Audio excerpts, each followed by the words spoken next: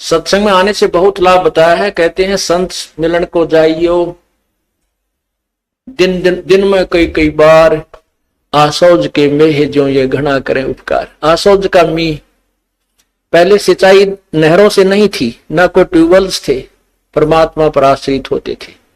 तो उसमें आसौज में जो मीह बरसता था, वर्षा होती थी, वो पहले वाली फसल को, जो ईख बो रखे बाजरे ज्वार ज्यादा बोया करते थे, उसको तो परिपक्व करती थी।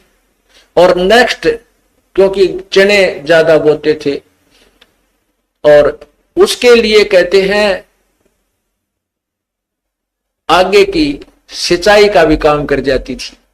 तो अब जो पुरानी फसल यानी पुरानी आल, पुराना जो आपके अंदर भक्ति संस्कार थे, अब ये सत्संग, संत का जो सत्संग है, उस पुराने जो सत्संग जीवन को तो आपको परिपक्व कराएगा, सुचारू रखेगा, इसमें कोई आपत्तियां आनी है उनमें भी टालेगा, ये परमात्मा का नाम, और आगे के लिए भविष्य की तैयारी करवाओगा। इसलिए कहते हैं संत मिलन को जाइयो दिन में कई कई बार, आसौज के मेह जो ये घना करे उपकार।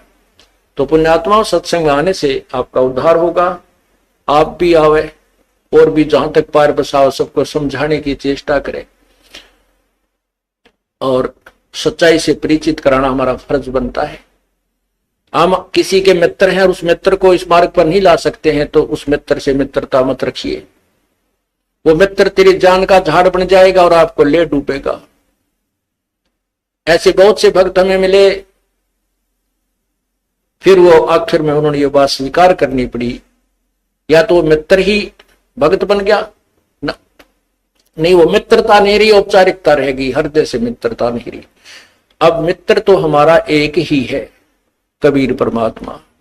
अगर हम उससे मित्रता करेंगे, तुमेव बंधु च सखा तुमेव, तुमेव माता च पिता तुमेव, तुमेव बंधु च सखा तुमेव,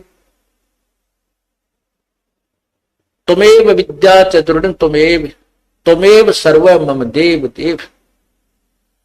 तू ही सखा यानी मित्र है, बंधु हमारा भाई बंध, वास्तव में परमात्मा ही हमारे सब नातों में फिट है, बाकी यहाँ के नाते वो अपने स्थान पर। इसलिए परमात्मा की भक्ति करो और सच्चे लगन से और ज्यादा से ज्यादा परमात्मा के चरणों में आया करो।